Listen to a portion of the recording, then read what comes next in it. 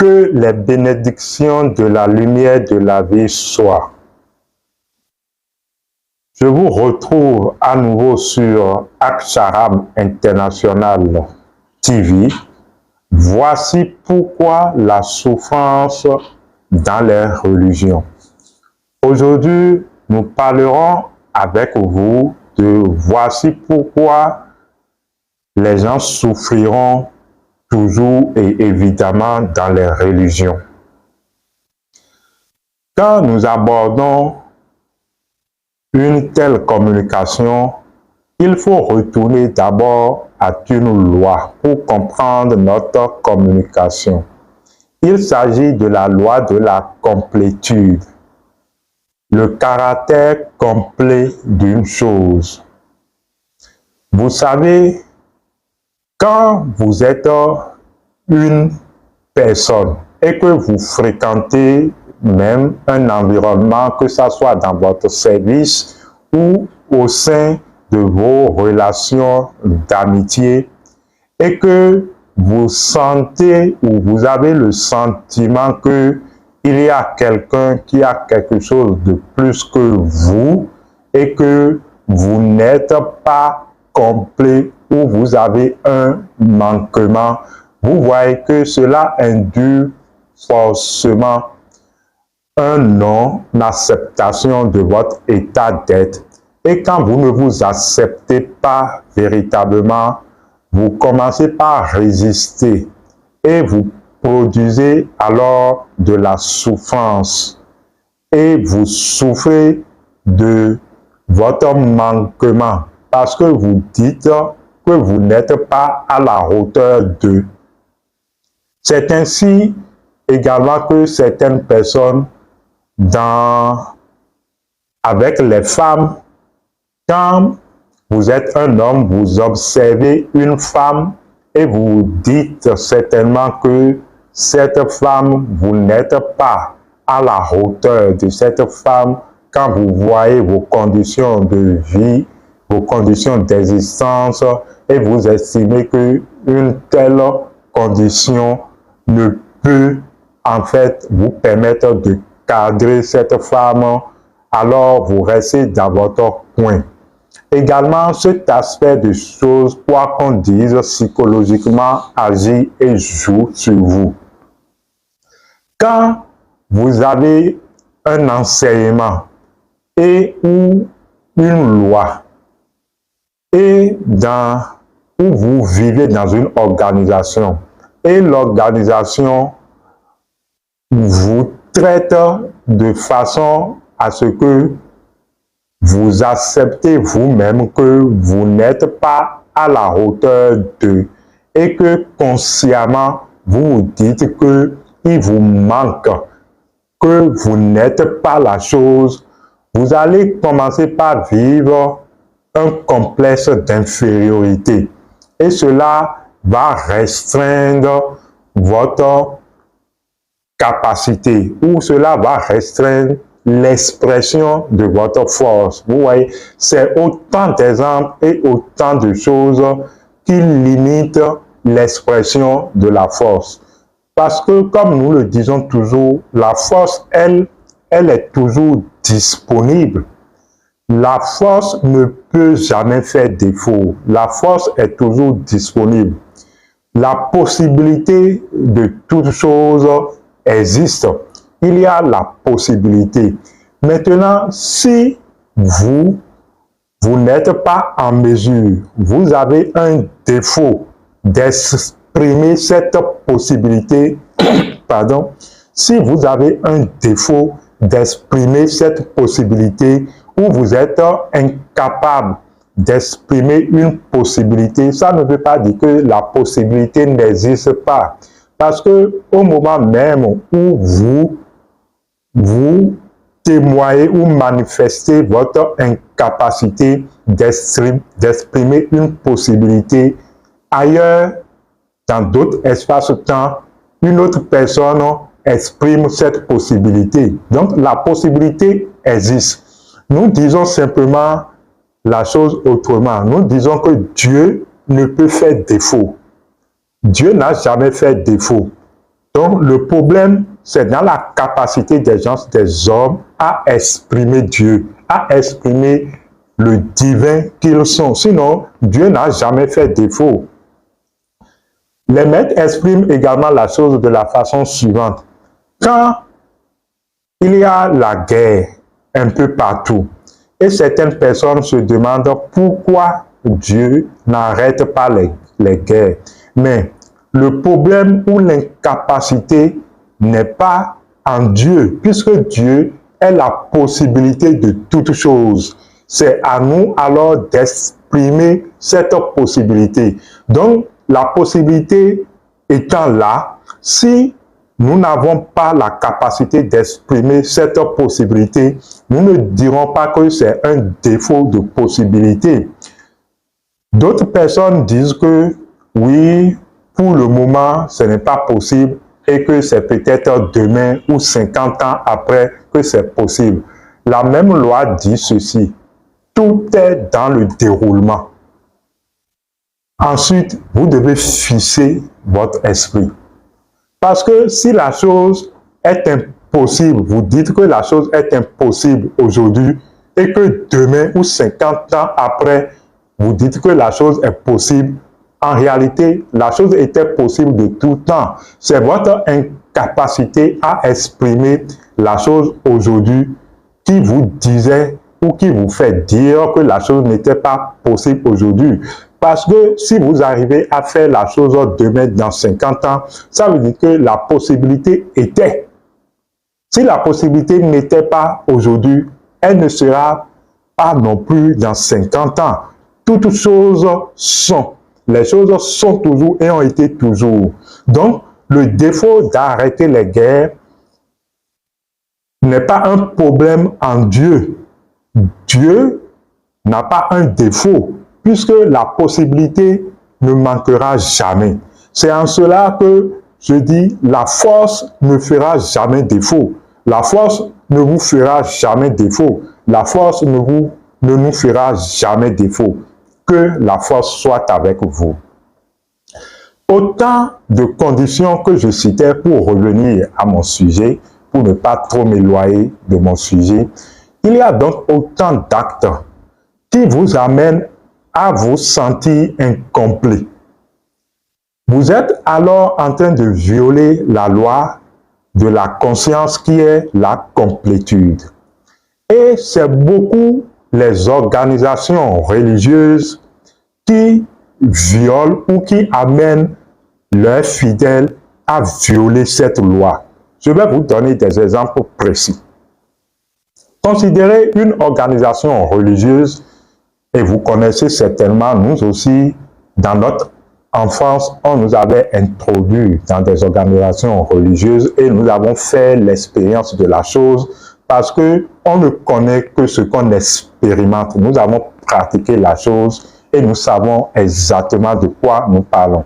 Considérez donc une organisation religieuse qui prône et qui vous fait dire tout le temps que vous êtes un pécheur et que, étant quelqu'un, un pécheur, vous devez prier Dieu pour que Dieu ait, dans sa miséricorde, puisse jeter le regard vers vous. Donc, au fait, Jean, vous êtes pécheur et vous ne méritez pas Dieu. Et c'est à force de prier, que Dieu finira par alors entendre ou écouter votre prière et puisse vous faire pitié ou miséricorde. Vous voyez, ça, au fait, si vous êtes un pécheur et que vous dites que en Dieu, il n'y a point de péché, comment une chose dans laquelle il n'y a point de péché peut venir vers vous? Vous n'avez pas la même nature. Donc, quels qu'en soient vos péchés ne vous transformera point en mérite de ce qui n'est pas du péché. Je pense que si vous n'êtes pas déjà la chose, vous ne pourrez devenir la chose. On ne devient que ce qu'on est. Donc, si vous vous dites pécheur et l'autre n'est pas pécheur, d'abord, cela forme deux natures distinctes. Et ces deux natures ne pourront pas communiquer. quelles qu'en soient les prières que vous ferez, et j'ai l'habitude de le dire, vous pouvez faire, si vous vous dites pécheur, et vous acceptez l'incomplétude de votre divinité, qui est le fait que vous êtes pécheur, même un tonneau de prière, même un camion ou une citerne de prière ne vous fera pas devenir non-pécheur du moment où c'est vous-même qui l'avez accepté. Ce n'est donc pas Dieu qui viendra vous convaincre du fait que vous n'êtes pas pécheur. C'est ce que j'expliquais tout à l'heure, que le défaut n'est pas en Dieu. Le défaut, au fait, et la limitation de la possibilité se retrouve alors dans la personne qui d'elle-même accepte qu'elle est pécheur. Également, il y a une autre pensée ou un autre concept, c'est le concept de lutte contre Satan, où il faut prier. Il faut prier pour lutter contre Satan et évacuer Satan. Ça veut dire que vous êtes en train de prôner au fait la séparation.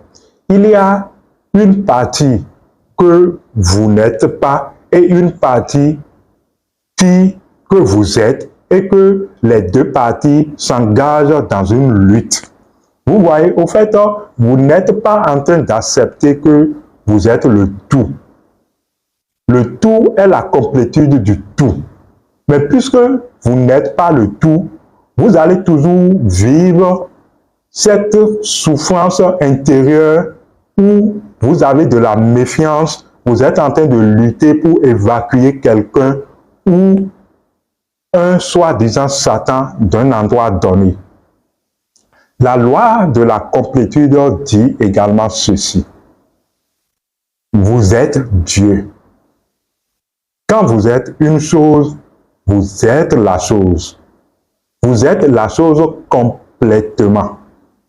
Je reviens sur cette loi parce que, en fait, quand vous observez bien et vous voulez être honnête avec vous-même, vous remarquerez que vous allez forcément souffrir si vous êtes dans des religions qui prônent le fait que vous n'êtes pas Dieu ou que vous êtes Dieu à moitié. Ce n'est pas possible. Il y a des gens qui affirment que l'homme est un petit Dieu. En fait, je suis la chose, mais je ne suis pas complètement la chose. Vous voyez, au fait, c'est une restriction même dans la force. Et ça exprime l'incapacité d'expression de la force. Qui d'entre vous peut nous convaincre du péché? Nous, Abyss, Adjiboye, nous sommes fondamentalement un homme saint. Qui d'entre vous peut nous convaincre du contraire ou du péché, que nous ne sommes pas un être saint? Les gens pourront dire, mais la sainteté, comment pourrait-il dire qu'il est saint? Mais comment autrement je ne serai pas saint? Et si je suis autre chose, c'est forcément alors un défaut dans votre imagination et dans votre pensée qui vous fait entrevoir autre chose que je ne suis pas. Donc c'est vous qui faites l'imagination et la pensée de ce que je ne suis pas, puisque fondamentalement, vous êtes saint. De quoi a-t-on besoin pour vous convaincre et pour consciemment vous faire répandre cette nature de votre sainteté? Vous êtes Dieu. Si vous êtes dans une organisation religieuse qui prône le fait que Dieu est hors de vous ou éloigné de vous et que vous devez prier et mériter les faveurs de Dieu, là, vous allez souffrir. Et quelle qu'en soit l'apparence que ces personnes dans les églises présentent, qu'ils aient un moyen matériel qui les fait croire qu'ils ne souffrent pas, au fait, profondément en conscience, ces gens sont des gens de souffrance. Prenez-moi au mot dans l'éternité. Vous ne pouvez pas vivre un conflit de séparativité ou un conflit intérieur et prétendez que vous ne souffrez pas. Vous souffrez forcément. Donc, Si vous vous levez et vous fréquentez ces endroits, ces clubs où vous devez prier parce que vous n'êtes pas Dieu et vous ne méritez pas d'accepter Dieu. Voilà ce que certaines personnes disent même, que je ne mérite pas de te recevoir, mais si tu fais telle chose, je serai guéri. Mais vous ne méritez pas la chose. Mais comment allez-vous définir la capacité d'accueillir la chose? Vous allez souffrir. Excusez mes mots de le dire comme ça, mais si vous êtes dans des affaires de connaissances ou dans des organisations, je me répète, qui vous font entrevoir que vous n'êtes pas Dieu ou vous êtes Dieu à moitié, la loi de la complétude dit, je me répète, vous êtes Dieu, vous êtes Dieu. Il n'y a pas de demi-dieu. Il n'y a pas de 2/5 de Dieu. Dieu, c'est Dieu, au nom de Dieu, comme le dirait l'autre. Vous n'êtes pas Dieu à moitié. D'autres disent que, oui, bon, est-ce que moi, je suis ange? Non, c'est ça là, c'est pour les dieux. Mais si vous n'êtes pas Dieu, qui vous donne la permission de parler des choses de Dieu? Il n'y a qu'un seul Dieu, il n'y a que Dieu qui peut parler de Dieu. Vous êtes Dieu. Ce que j'essaie de vous faire comprendre, c'est vous amener à cerner et à, au fait, laisser à la conscience son droit d'être tout. Vous êtes Dieu. Aujourd'hui et à l'ère actuelle, nous n'avons plus, vous n'avez plus à vous cacher de quelque chose. Vous êtes Dieu. C'est seulement en partant de là, et c'est même par là que commence la spiritualité. C'est en reconnaissant et en acceptant en conscience que vous êtes Dieu, que en tant que Dieu, vous allez exprimer votre potentiel d'être Dieu. Parce que qu'est-ce que Dieu fait? Dieu exprime son potentiel d'être Dieu. Vous êtes Dieu. Laissez tomber ces expressions. Laissez tomber ces concepts dont on nous a nourris pendant des années, pendant des millions d'années. Vous êtes Dieu. Il n'y a que Dieu dans le monde de Dieu. Vous ne trouverez rien d'autre que Dieu dans le monde de Dieu. Donc, qui es-tu? C'était la loi de la complétude. Abyss Adibouye, à la prochaine.